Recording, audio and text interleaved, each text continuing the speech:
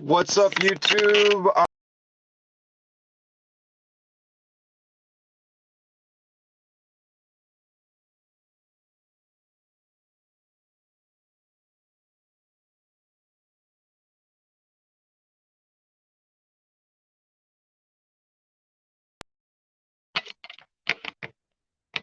All right, let's try this again. I'm just gonna spend the whole night swearing at my phone, I think. But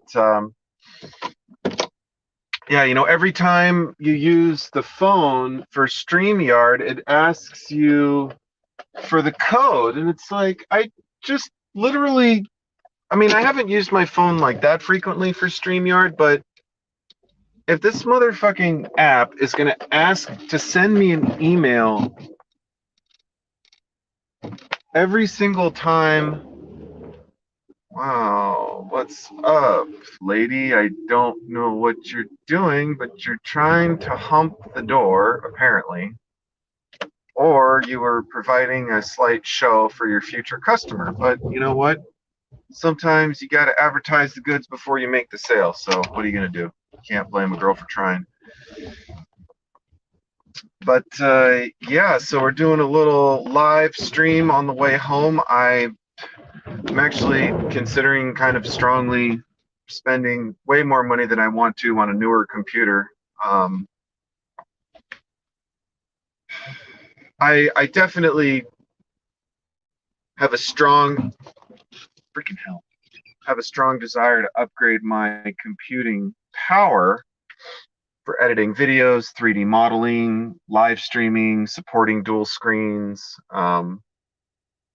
3D printing stuff, slicing files for 3D printing.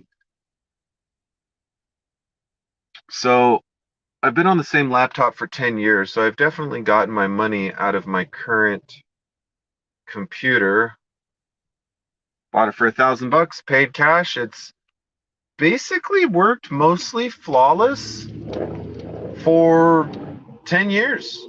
Gotten it wet, I've dropped it, I've smashed it a couple times. I think the only thing I replaced were the fan, which I didn't replace with a stock fan, which is kind of my own fault, but I replaced the fan. I broke the Wi-Fi, the integrated Wi-Fi, which I could replace if I bought the stupid PCI Wi-Fi thing. So the Wi-Fi, I doesn't really like all the USB ports the same. Some USB ports it likes doing shit more than others. Wow, my screen is super bright right now, which is really not. There we go. So yeah, new computer in the works. But speaking of other things that are in the works, finally got some good news from the DMV, which I desperately needed. It's not like it's been a bad year per se for me. I mean, I bought a house, I've been working all year, nothing too catastrophic has happened.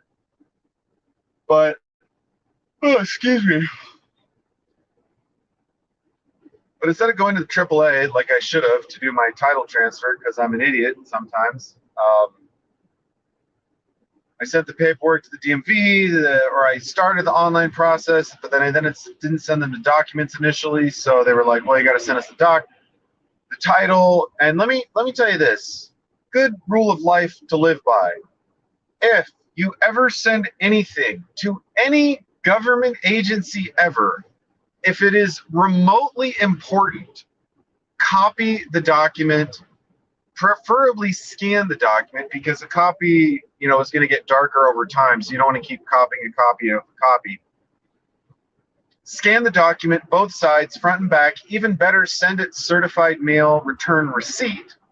And look, I know it's like $5, but the thing is, when people get certified mail return receipt, they tend to treat it a little bit more seriously because they know the person sending it is treating it a little bit more seriously.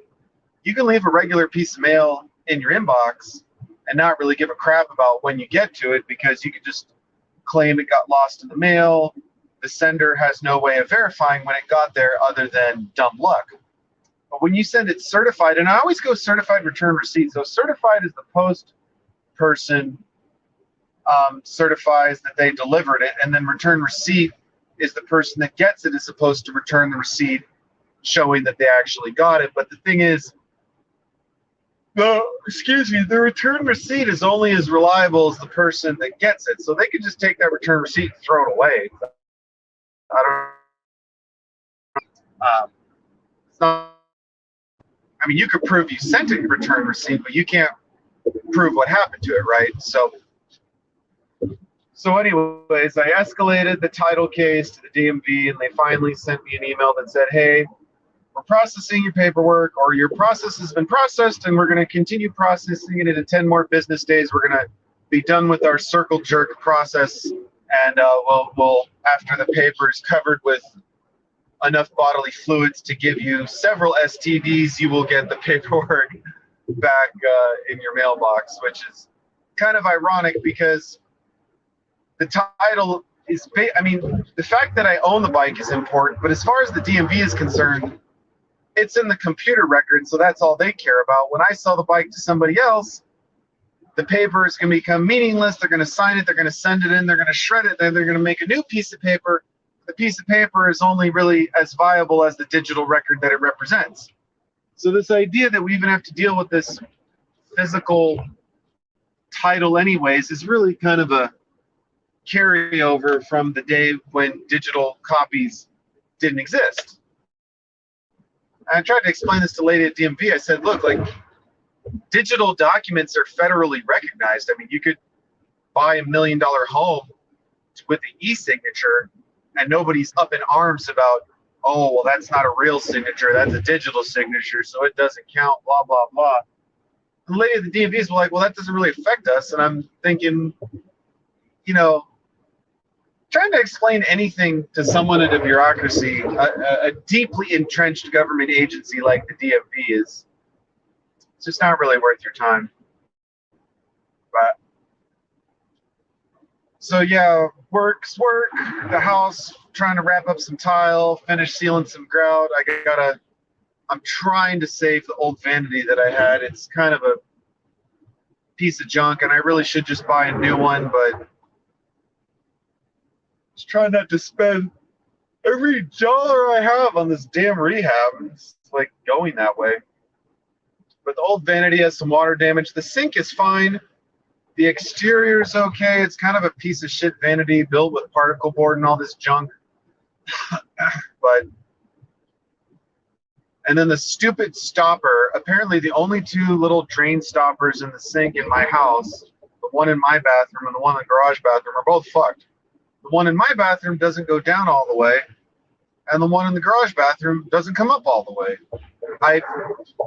For my entire life, I have hated with a vengeance those stupid little stoppers because they never go up enough, they never go down enough, they never stay where I want them to. They seem to be like the worst designed piece of technology on the fucking planet. I mean, you could practically do better with like a fucking crank system and a screw than that stupid ass little lever.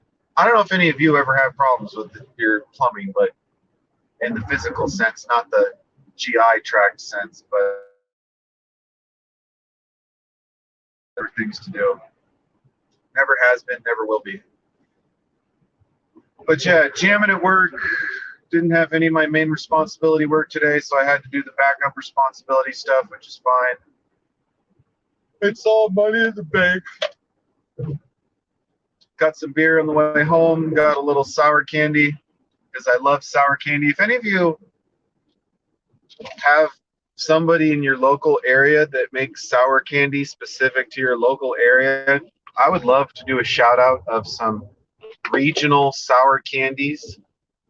I don't like licorice. I know licorice isn't the same, but if you're ever thinking about buying me candy, black licorice will get you blacklisted. So, but yeah, I really, I'm doing okay in life at the moment. What the fuck are you doing at the green light? Hit the gas.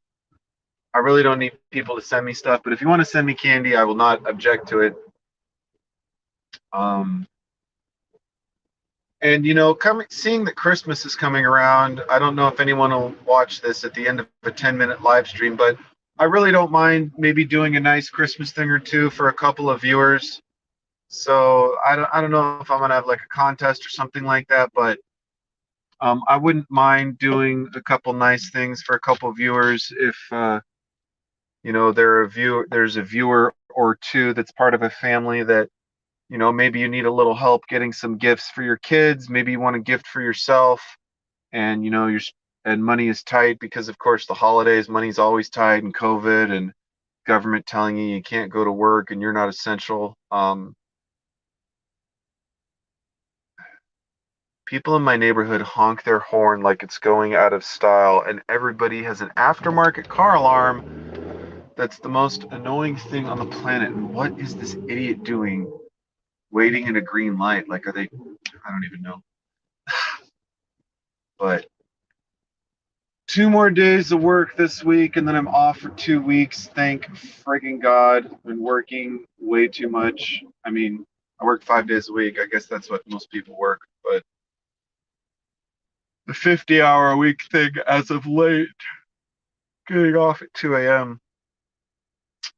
It's not the most cool thing in the world. I mean, I like my job. What, dude? Wake the fuck up! Swear to God, if you run into me, I'm gonna beat your ass, you dumb motherfucker. Sorry, YouTube, but it's too late in the night for me to deal with idiots who can't drive. My patience is very, very thin, and this guy's drunk or something. That's why it's always good to have situational awareness, not just in front of you, behind you, on the side of you. You know, even if it's the dude's fault that he hits me, if I can swerve and avoid having to deal with that shit, just swerve, you know? There's no point in being right than having to spend the next hour calling the police. Wow, this guy just popped an illegal left-hand turn right through a red arrow. That's awesome. You know, if you can avoid dealing with idiots, just avoid it. It's always 100 times better to avoid dealing with an idiot, even if they're wrong, than to prove or try to prove or convince the idiot that they're wrong, because trying to fight with an idiot is a losing proposition in and of itself. You will not win. You will only dig yourself deeper into a hole of idiocy that cannot be recovered from. So, generally speaking, I do not recommend it. All right, well, we are very close to my house. I am very happy that I live like a 12-minute drive on the freeway. I mean, 12 minutes, like including getting to the freeway, on the freeway, and getting off the freeway. Commuting is not something that I recommend any great distance. You will not get that time back. It can be hard on the car, it can be hard on you, mentally, physically, emotionally, spiritually. Don't have a long commute. I know everyone wants to have a big house where they can afford it, and everyone wants that job paying, you know, $3 more an hour than the other job. But if you want to improve the quality of your life, try to get a decent paying job less than 30 minutes away from where you live. I guarantee you will not miss commuting. You will not miss a couple bucks an hour. You will not, hopefully, you will enjoy spending a little bit more time with your family or your friends, or just having time to yourself, you know? Sometimes after a long day at work, you don't want to spend an hour at home. Or, I mean, an hour in the car before you get home. You just, you know, I want to spend like 15 minutes in the car and be home and relax and visit, you know, beer 30 time, which it is about to be. So thank you for checking out my live stream. This has turned out to be a moderate success. At least the live stream works, and I got somewhat decent cell phone coverage all the way. Till next time, YouTube, like, comment, subscribe. We're going to be on vacation pretty soon, so hopefully I'll be able to mess around with some more videos, update some projects that I've been working on. Till next time, keep all the stuff that I always mention running better than I do. Stay safe, and don't forget the most important thing, keep prepping. We'll see you next time, YouTube.